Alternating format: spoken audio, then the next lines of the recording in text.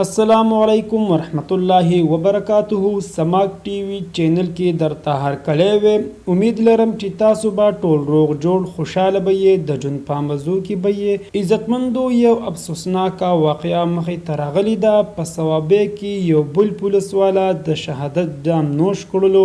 بخت منیر چې سحر وختي ډیوټي لا روانو یو دوان نامعلومه ظالمان درندگان رالل او په بخت منیر سیب باندې پایرنګ وکړو چې هغې وجې سره ډېر بې دردۍ سره وفات شو.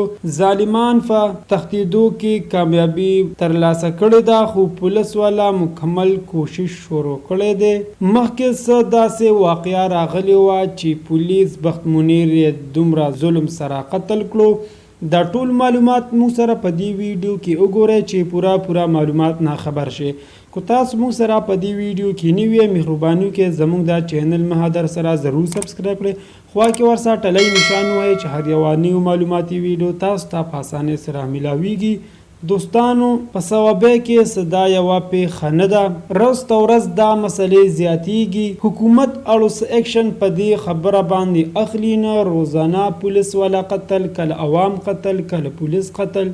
دوستانو روز د دې ظالمانو خلاف یو موټی شی ورته د مخ د ځمکې نه ختم کړی. داسې یوه پیښه نه ده. روزانه دا واقع مخې ته راځي. دا وګوره نن څونه ښایسته ځوان بخت منیر غریب سهار وختي ډیوټۍ لا روانو یو دوه ظالمان نامعلومه کسان په موټرسایکل رالل او پایرنګ یې پې وکړو. ډېر په بد حال باندې قتل کړو. د دې غریب څه هېڅ ګناه نه وه. یا خو به چېرته چا سمګلینګ والا او یا چېرته غلو ډاکوانو به قتل کړی ځکه چې هغوی ته په لاره کې خنډ جوړ شوی ځکه یې دومره بې دردۍ سره قتل کړو. دوستانو زموږ پولیس والا ته دا درخواست دی چې مهرباني وکړئ داسې ظالمان درندګان دي د معاشرې نه مکمل صفا کړی شي. په دې خبره دي مکمل زورونه ورکړی شي.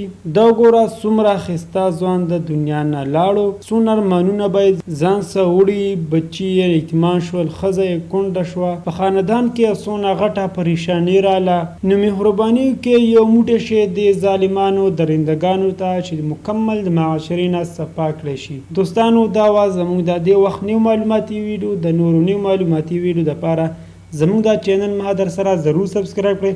خوا کې ورسره کنټین نشان وایي چې هر یوه نیو معلوماتي ویډیو تاسو ته په اسانۍ سره میلاویږي. والسلام.